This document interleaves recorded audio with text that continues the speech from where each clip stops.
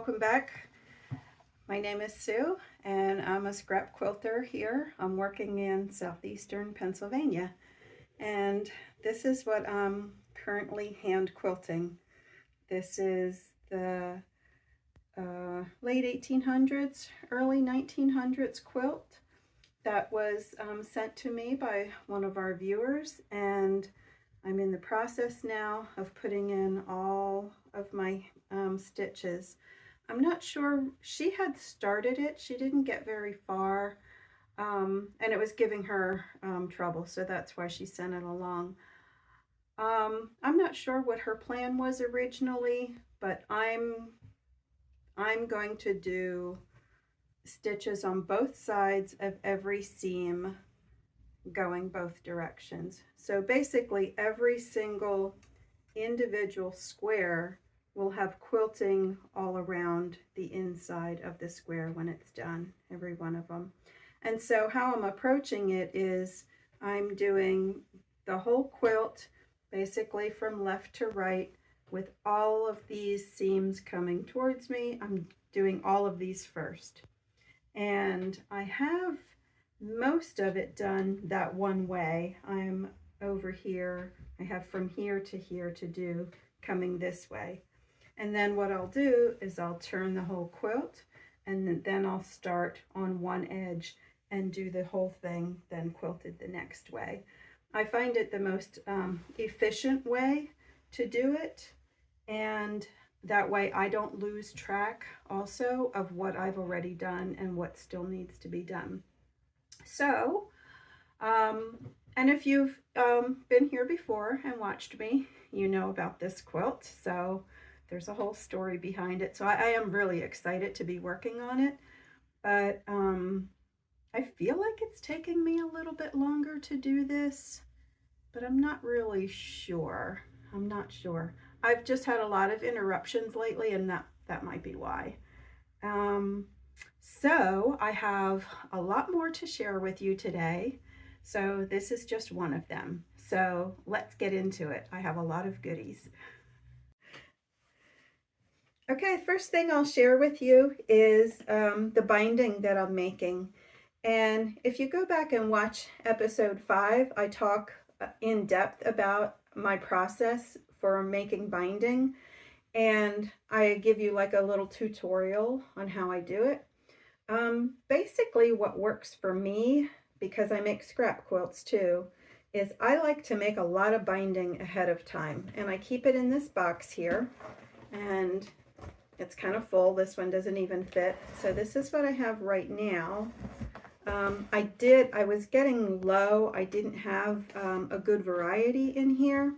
So when I just went to the quilt show just recently, I bought some fabrics with the intention of making binding from them. And I usually look for at least a 1 yard cut of fabric because my binding starts with a 29-inch square.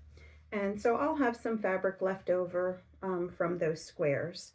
And when I make my bindings too, I try to stick with things that are sort of basic: reds, greens, blues, things with stripes, things that I think might work well. Here's an orange one, but it's a gingham, which is really pretty. And sometimes when I make a quilt, I'll look in here first to see if I have anything that's good for that quilt that I just finished. But sometimes nothing in here works, so I still do have to make a binding then specifically for that quilt. But I'm really surprised at how often I look in here and there's something that works really well for the quilts. The other reason I do this ahead of time is I like making bias binding, but for me it's a matter of timing. I don't like making the binding right after I get done hand quilting the quilt and it's ready for the binding, because I spend a lot of time hand quilting my quilts. And when I get the top done with the quilting, I'm so excited because it's like I can see the light at the end of the tunnel. And I want to get that binding on then. It's just a matter of I'm excited. I just want to go, it's almost done. I want to get it done. And so that's another reason why I keep binding, is so that I can just go in the box and get something and put it on that same day, you know, that I finished the quilting. This time I'm doing 9 different bindings at once. I still have a few here. I already made 6 bindings from the fabric that I purchased at the last quilt show. So I still have this one.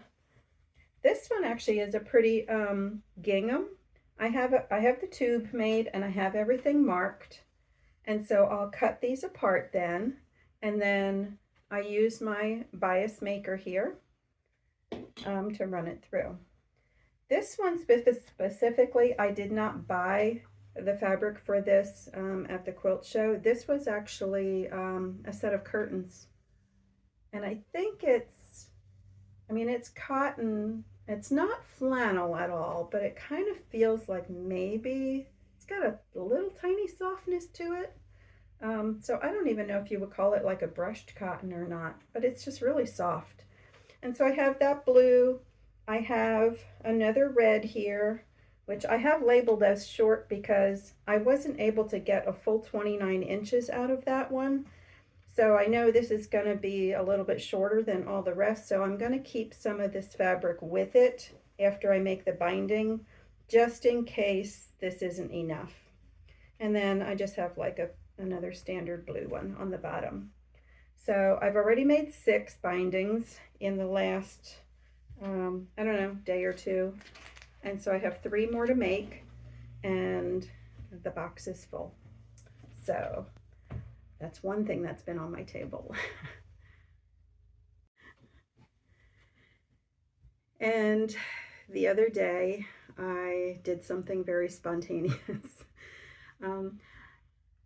I have drawers in my sewing table, and one of the drawers is where I keep all of my 2.5 inch squares, and these just accumulate little by little over time.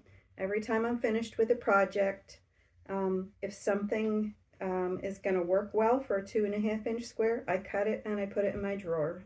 And I try to keep things organized, very generally speaking, by color family.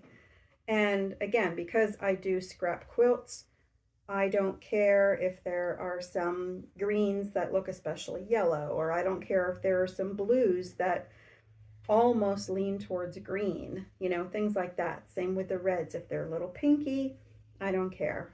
It's still in the same color family. So this drawer, it still has a lot of squares in. This also is where I got most of the squares for the scrappy trip around the world that I just finished. And believe it or not, my reds were almost depleted when I made that quilt, and now I have a stack again. I don't know how this happens. But anyway, I digress. The green stacks that I had in here were very high, and the whole drawer was just stuffed. It was too full. And also my neutrals in here they were just getting out of control. So what I did one day, I just got it into my head, I have to keep this under control. It was getting out of control. So I made a lot of scrappy 16 patches out of my greens and neutrals, and everything here in this pile came out of my drawer. I don't have any more neutrals in here right now. I do have some more greens, but I don't have neutrals to pair them with, so these are going to wait until I get more neutrals. Because this drawer too is meant to be just scraps as they accumulate. I could go into my stash and get some whites out and cut them in order to use these greens, but that's not the reason why this drawer exists. So I'll wait, and for now I have 29 of these that have 16 pieces each that came out of this drawer. So that's a lot of squares that I've emptied out of this drawer, and I feel better now. It's cleaner, and I can see better what I have. I don't have a plan for these at all. Right now, I'm just gonna put them in a shoebox and try not to forget about them. I am pretty good about not forgetting about things like that. And I'm not sure. I'm not sure what's going to happen to them yet. It's nothing's going to happen right now. It was just a matter of trying to keep this organized. I could just put these together quickly into, if I make one more square, that would give me 30. So I could put 5 across by 6 down and make a nice little lap quilt for a charity quilt.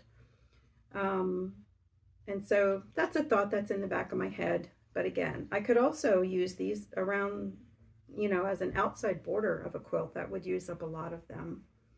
So, okay, so that's another thing that I've been busy with here.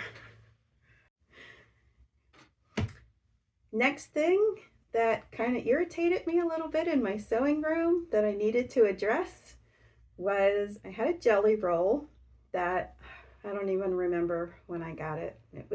It's old and I knew about it. It's been sitting around for a long time. And I don't know, one day it just kind of got on my nerves. It's like, I have to use this. I see it in the back of my head. It's one day I'll do something. And my problem with jelly rolls, again, it's like it doesn't make a quilt. I have to put something else with it. I'm not sure. I must be the only person in America who doesn't know how to use pre-cuts, because it doesn't give me a quilt. It gives me like maybe a wall hanging or maybe a little throw. And I make bed-size quilts. Every person I've ever met who is interested in buying a quilt from me, they all want bed quilts. Not one person ever in 30 plus years has asked for a wall hanging, ever. So I make bed-size quilts. Okay, so anyway, this fabric line from this jelly roll, I saved a little bit of the selvages. The name of it was Victorian Modern, and it's by Andover Fabrics, and it says 2012. So it's been sitting around long enough. Really pretty fabrics too, really nice. The only fabric I added was this green diagonal down the middle. And now this one is the same as the Scrappy Trip Around the World, except because I had a jelly roll this time, I did do this using Bonnie Hunter's method with sewing 6 strips together and then making a tube and cutting them. Super easy and super fast, and your accuracy is really great doing it like that.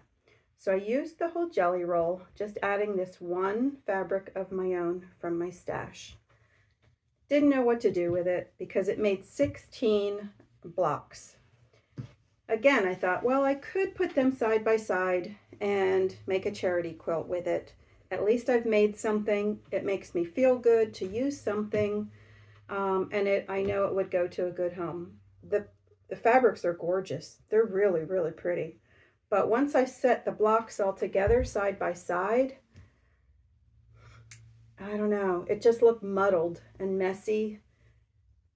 It just needed some space in between them. So I didn't put anything together. I wasn't sure what to do. And so I went for a walk.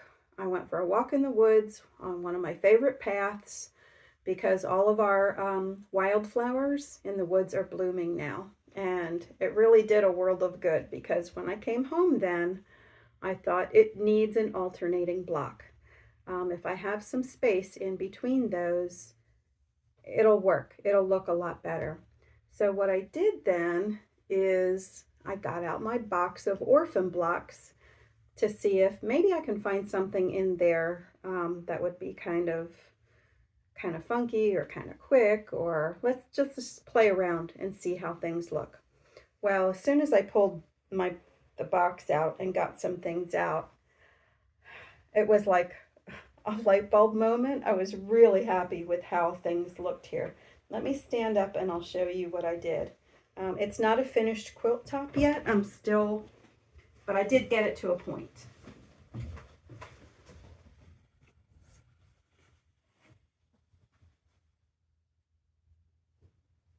So one of the things I've sort of been collecting is old embroidery works. Some of them were like dresser scarves. Some of them, actually some of them my sister made too. One of these was an apron. I think it was this, was it this one that was an apron maybe? Now this one here too, they're so pretty, and these are all done by hand. This one too, you can maybe see there's yellowing along where it was folded up.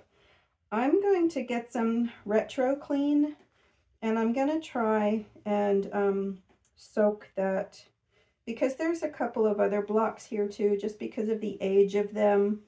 There's a little bit of staining here and there, which actually doesn't really bother me that much. This is the worst one. This one I would like to really get cleaned up.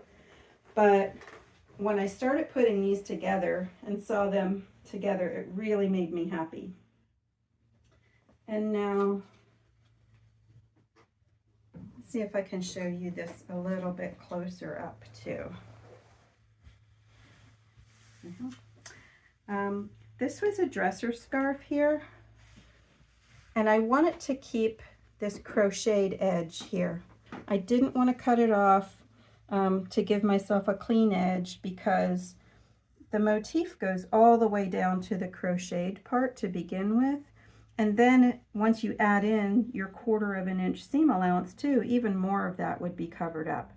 And I love the old crocheted edges.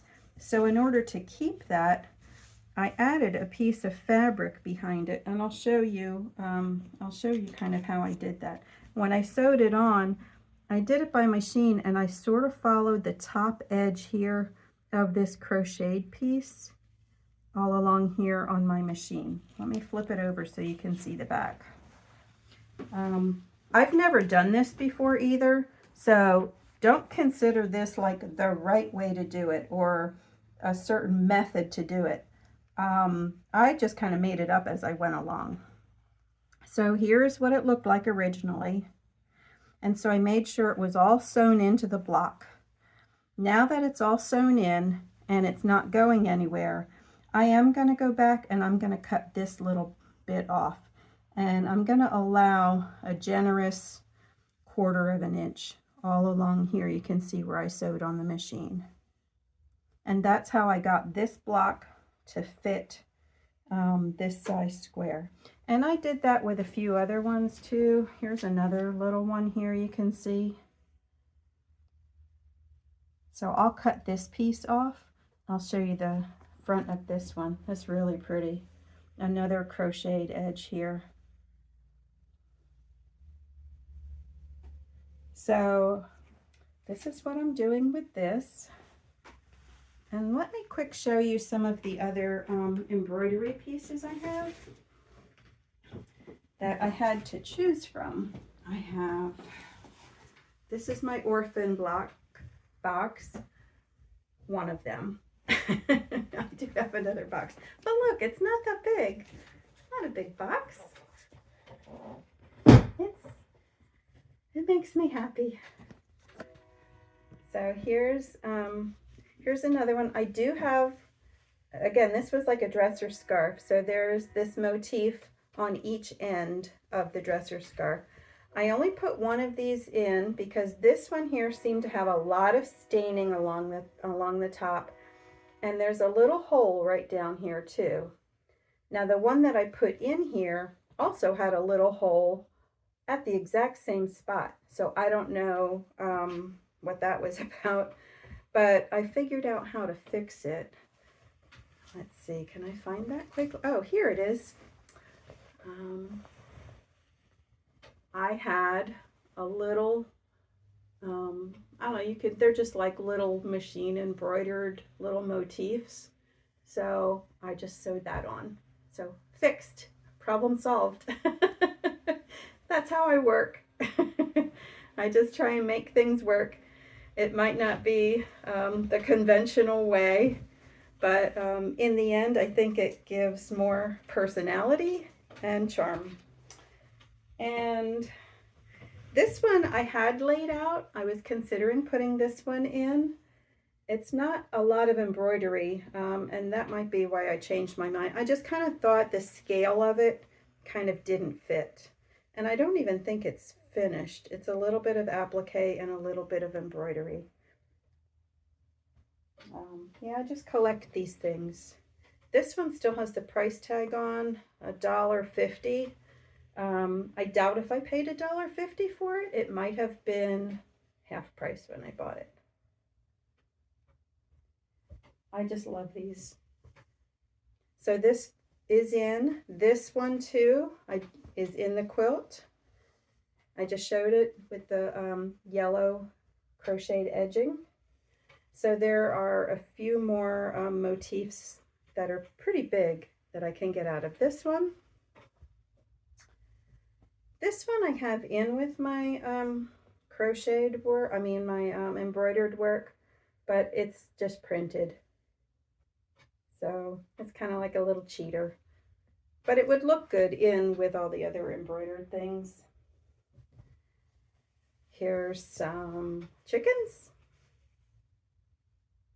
I don't know what this was originally. It may have been an apron, but I bought it as you see it. So I don't know. But these are the things that they really just speak to me. I really just have such a deep appreciation for the amount of work, that really went into these, just the hours. And then, they would crochet edges, for them too. So I'm trying to preserve a little bit here and there where I can. This is interesting. This is, I figured it out. This was for like a card table for game night, because each corner has a different suit. There's the clubs, here's the diamonds, here's the hearts, and oh, that's a heart too. Oh, this is the spade, sorry, and there's the heart. And just the way that it's cut out at each corner, I think was unique. And I think this is linen. I could be wrong, but it kind of feels like it. It has that nice floppiness, the drapiness to it. But that's really pretty too. This wasn't embroidered. It's cut work. And I'm not sure how that's done. There's a little bit of embroidery on it. Again, it still has the price tag on. There's a little funky chicken. This is hard to see, but it's really pretty. A pretty spring daffodil. Oh, and a friend of mine, she was getting rid of one of her shirts, and it had some embroidery on, and she's like, "Do you want this?" Well, of course I do. This is just stuff that just makes me happy. I'm so glad that people know that's how I am, so that I'll use that at some point. This is all done by hand too. And so some of these, like especially this one, this is like a quilt block size. That might end up in an orphan block quilt at some point. And this is all done by hand too. It almost looks like it could have been done by machine. It just says Atlantic City. I don't know. Now this one was done by machine, and this I did get out at a fabric sale. But I just thought this was really cute, and I just thought it would go well in with all my other embroidery things. So that's kind of it. I won't go through, the whole entire thing. This one here, I'll just show you one more. This is another one that I could put in with quilt blocks. It doesn't have to be just an embroidery quilt one. This was $1. I was actually thinking of going back in and maybe putting some of my own embroidery just to kind of echo around with like just a different stitch, like maybe like a feather stitch or even like a buttonhole stitch that has French knots and flowers or something, just something to echo that. But I have a lot going on right now, so that's way in the back of my head. Okay, so I've been working on that too.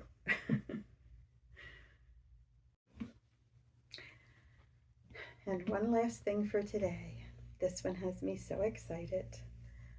A friend of mine contacted me recently, and she asked if I would be interested in some things that her mother has that she's been hanging on to from her mother. And her mother, I guess, just recently came to the conclusion that I'm never going to work on these or get around to them or finish them. Here, you deal with them. So my friend contacted me and she asked me if I would be interested. And she sent me a couple of little pictures and I said, yeah, sure. So I met with her the other day and I picked them up and so excited. Oh, I'm just so excited. Let's just dive right in. So these are from her grandmother. So again, this one is stained, but I think most of this will come clean. So there's just an applique block. I don't know what era this is from, but I do know that the black buttonhole stitch was very, very common, you know, during certain periods of time. And then here's another one that I don't really know what was going on. This is actually pinned down to a feed sack. I mean, you can still see the lettering on here from everything on the feed sack. So it says sugar on here. So I don't know what the plan was. There are pencil marks going around in a circle with hearts in the center, and then obviously some sort of petal shapes. So there might be some other things to represent flowers that she was going to put in there. I don't know. I don't know. But so then she gave like a lot of boxes filled with things. And I can understand actually why her mother didn't want to, you know, or recognize that she wasn't going to get around to these projects, because all of these require hand piecing. Well, I shouldn't say require. She started a lot of stuff and it was all done by hand piecing. Now these are like, you know, like a Dresden plate template here. And these don't have to be hand pieced, but these are different sizes too. You can see they're not the same size. There are, yeah, so I don't know what was going on, you know, in here, but all of this box is templates for Dresden plates. And some of them have the curved bottom here at the bottom, and some of them like this, it's just straight across. I don't think it matters too much in the end because, you know, you put the circle, you know, on top of the raw edges anyway. But what really struck me too about all of these boxes was the fabrics look brand new. I mean, they're obviously old fabrics, but the colors on them, they've never seen the light of day. They're still so vibrant, and oh my goodness, some of them are just so pretty. This might be shirting. There's some stripes in there, and I can kind of see on some of them too where she had traced around the outside edge. I can still see the markings of some pens. Look at that. That's so cool. That's so neat.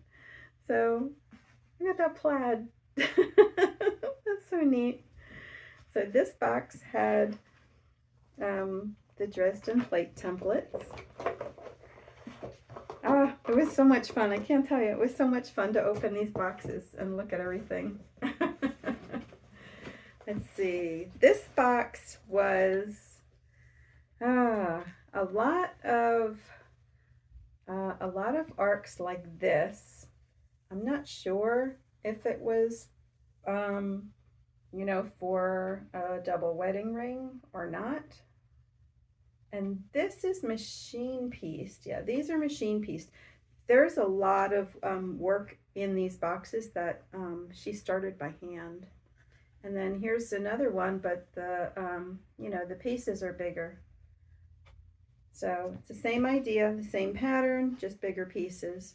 And then here's a circle for one of these projects. And this was, there's just a running stitch by hand around these circles. So that's what this whole box is all of these. So I already had some ideas of what to do with it. Not a double wedding ring. I did make one time. I would kind of need more precision. I would need templates in order to be able to finish this. I'm not that good at curves. Done it, but I don't feel really confident. So anyway, that's what this whole box is too. And there's quite a few of them in here that have been started. So keep your eye open in the future and see what I do with those. Okay, so that's another box. And okay, so here we have one that's a Dresden plate. It doesn't have the center in it yet. Oh my goodness, but look at these fabrics. They're so bright and they're so vivid. I just cannot believe. I mean, I see a lot of vintage fabrics, you know, in my travels, and they all really look dirty. You know, they've just aged. And these are so beautiful yet. So this just needs the center. She does have it hand sewn down around all of the outside edges. And so my friend just gave all of these to me, and her only request was maybe that I could make this into a pillow for her, which of course, absolutely, I will do that. And I do think I have pillow forms already. I'll have to see. But she's got all of these others too, like ready to go. So I think there's enough. I think we figured out, like, I could do like maybe like a 4-patch of these and make like a wall hanging for her too, so that she would have something from her grandmother. So I think that would be really cool. So this is probably the first thing out of all this that I'm going to work on. I'm so excited about these. They're just so neat. So, and these were sewn by machine here.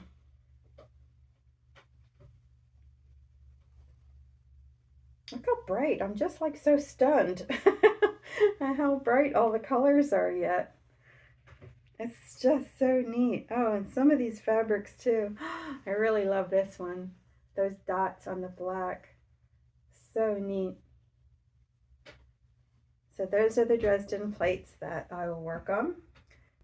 And then let's get into this one next.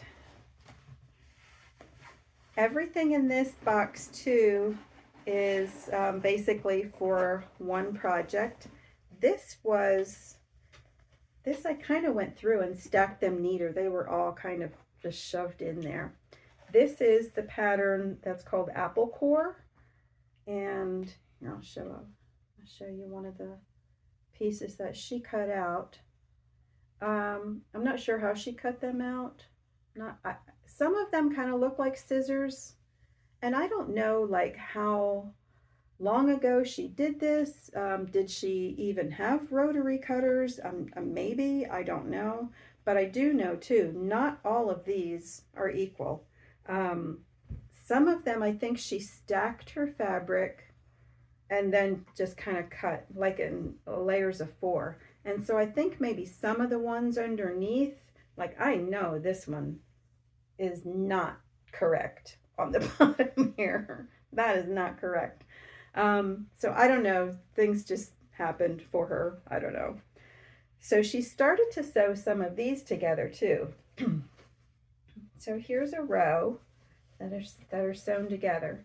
And these are done by hand. These were all hand sewn together. And I don't know if she marked 1/4 inch seams or eyeballed it, but some of these, this one actually I think looked okay. I mean, it certainly needs a good pressing for sure.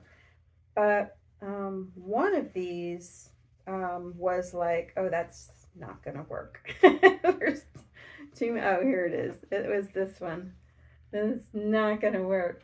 This is like so gathered and puckered there because they really tried to make it fit. And that's not working at all.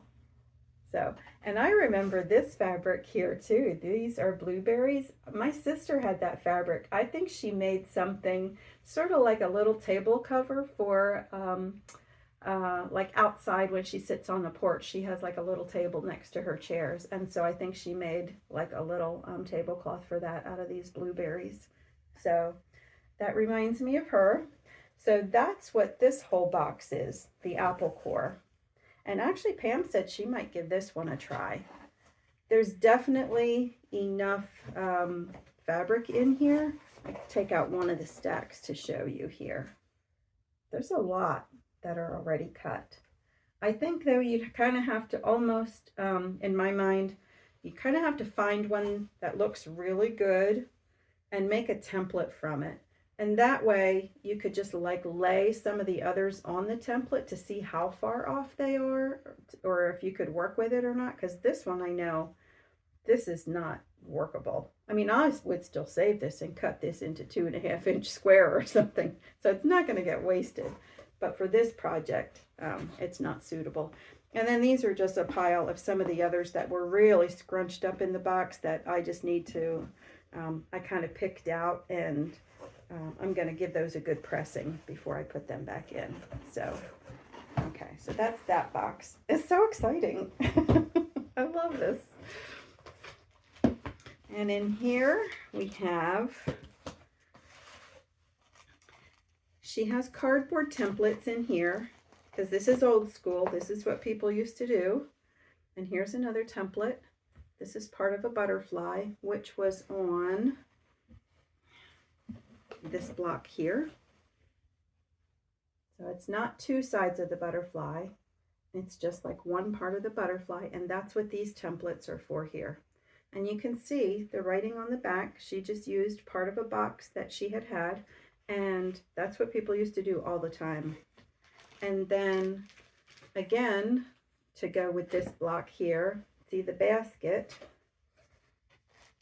Here is the basket template that she used. And then also in here is a petal. And I didn't open this bag, so I'm not really sure. I can see other shapes in there, so it's probably just maybe for the stems and flowers then that are in here too. And then here's a stack of fabrics that she has cut for the butterfly bodies. And then here's a stack that she has cut for their little body part. I guess these are the wings, not the bodies. So these are the wings and these are the little bodies. And then here's a stack of baskets that she has cut. So that's what this whole box is here. There are also some stems and also some petals that she has cut. Love them. I just love them. I would actually like to do a couple of those and see how it goes. So, I just have a lot going on right now. And then I have one more box. This one is, I'm sure you've all seen this block before too. This is the old, they call it the colonial ladies with the umbrella. So here she has all of her patterns for that. And so in here, she's got a lot of pieces cut. I think inside each one of these, yeah, she has all of the other pieces that are ready to go. So she's already paired everything up that she wanted to go together. So again, this is just, you know, this is a lot of applique. I mean, I'm sure she was going to do it traditional applique. I don't think she was planning on machine sewing any of this. And so, look at that. Look at that weird color, yellow green. I love it. Pretty blues. Oh my goodness. Look at that. Such a spring green. So nice. Oh, they're so neat. I just love these fabrics. I just love them. This was so exciting. What a really exciting day it was. And then here she made some templates, and she does have them labeled as to what parts they are. So she's already done like a lot of the work. This is actually like a plastic, and so is this. I'm sure she didn't purchase anything at a quilt store. I'm sure she found something around the house to use. And this is plastic too, but yet she's got some that are paper also. But everything is labeled on here as to what part of the lady's dress or bonnet or umbrella that it goes to. So that's it. That's my really exciting acquisition that I got. So I hope you enjoyed looking through these boxes with me too. And I kind of can't wait to get started. But first things first, I have to finish what I already have going on.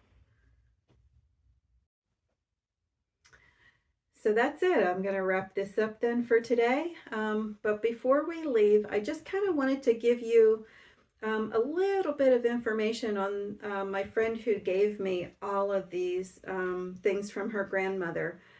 Her name is Sue Dirsa, D-I-R-S-A.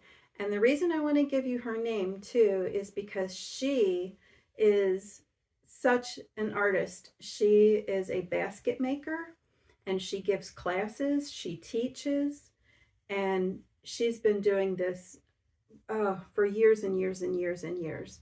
She is such a natural at it, and she's so talented, and she's such a good teacher. And unlike me, she feels really comfortable in groups. I feel really comfortable right here in my sewing room by myself. This is my comfort zone. She's just so good. And I just kind of wanted to share a couple of baskets that I made with her. Pam and I took some classes. I took some on my own, and then Pam joined me for a few of them too. And honestly, anybody can do it. She's so skilled and so good at what she does that you will go in there and you will walk out of there with a basket. Now, some of her classes maybe are a little bit more involved, and they may take 2 days, but I know this was just a 1-day project right here. Now, I put the lace on myself after I came home, so this is just something, you can hang this almost anywhere. She said a lot of times people like to hang them like on the front doors of their homes, and then they put like pretty flowers in or something for each season, you know, to decorate for the year. I actually haven't put anything in mine. I think at one point I just had my plastic bags in here, but right now I don't have anything in there. And then another one that is really handy is this big basket here. Pam uses hers. She made one just like this. She uses hers for her laundry basket. And this was also just 1 day. And she brings all the supplies, and she walks you through everything step by step. And if you're having trouble with anything, she's right on it. She's just right there. She just has this sense like, uh-oh, somebody needs my help. She'll go over and she'll get you right back on track, and she'll get you going again. And she brings all these different colors of reed also, so you get to choose and sort of customize your own. But yeah, this is a nice big basket. I had For years I had a lot of quilts, some of my antique quilts. I just had them rolled up and placed in here just for a bit of decoration. So I couldn't find her on Instagram, but she is on Facebook, and her business name is Weave It To Me. I know it just doesn't apply to like most of you, but I know there are some people watching here who do sort of live in my general neck of the woods. So if you want to check out her Facebook too and see what kind of baskets she makes and what she's teaching, go ahead and check her out. Sue Dursa at Weave It To Me. Okay, everybody, that's going to wrap it up for me today. I hope that everybody out there is having as much fun in your sewing room as I am these days. And I'm going to keep plugging away at my projects. So take it easy, everybody. I'll see you next time. Bye.